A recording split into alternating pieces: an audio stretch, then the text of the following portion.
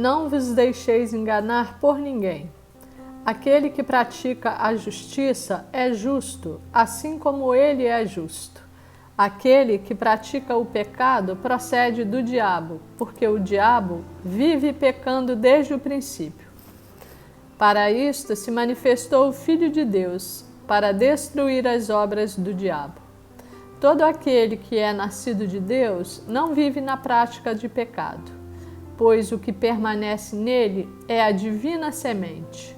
Ora, esse não pode viver pecando, porque é nascido de Deus.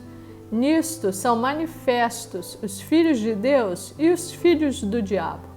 Todo aquele que não pratica justiça não procede de Deus, nem aquele que não ama a seu irmão.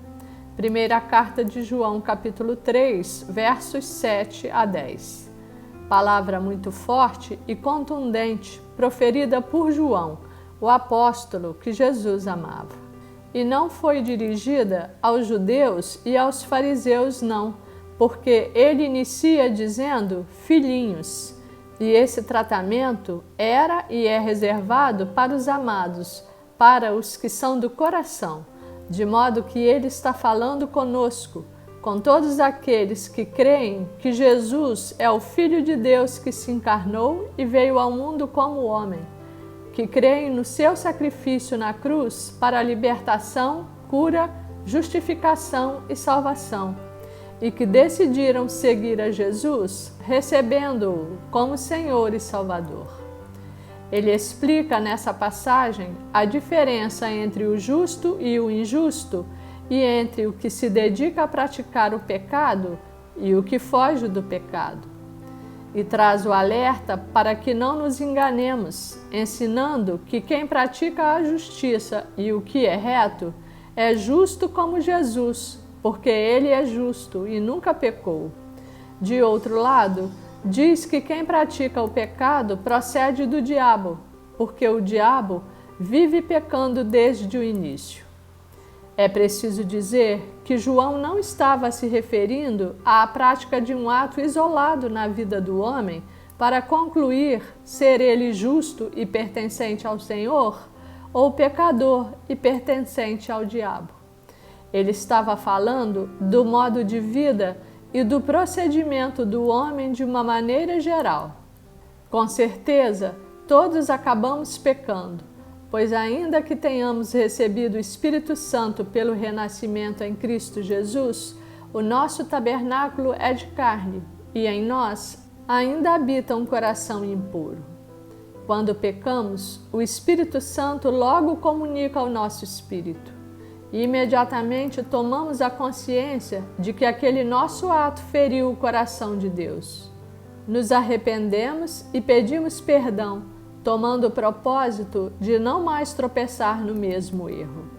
A maravilhosa graça de Deus vem sobre nós, cobre a nossa iniquidade e faz a nossa reconciliação com o Pai, que não mais enxerga o nosso pecado, vendo sobre nós a justiça do sangue de seu Filho Jesus Cristo.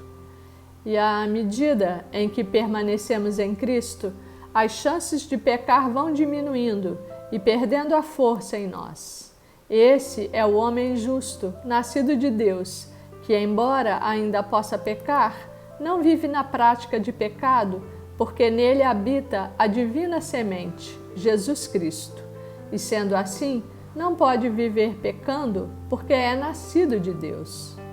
Foi exatamente para isso que se manifestou o Filho de Deus, para destruir as obras do diabo, para retirar os filhos de Deus do domínio do maligno e para fortalecê-los no seu Espírito Santo para que possam resistir ao diabo. Para aqueles que vivem pecando, que não amam seu irmão e que decidem permanecer no pecado, sem sentir arrependimento e sem o propósito de seguir a Jesus, a palavra diz que não praticam a justiça e que não procedem de Deus. E mesmo que tenham recebido a Cristo, se não optam por permanecer nele, preferindo servir ao pecado, não procedem de Deus e a sua conversão ao Evangelho de Jesus não foi verdadeira. e que é assim, pelo seu procedimento e pelo fruto das suas obras, que se manifestam os filhos de Deus e os filhos do diabo. Eu agradeço ao Espírito Santo por essa palavra do dia de hoje, palavra que vem nos trazer discernimento e aconselhamento, nos mostrando qual deve ser o procedimento dos filhos de Deus e que agrada ao Senhor.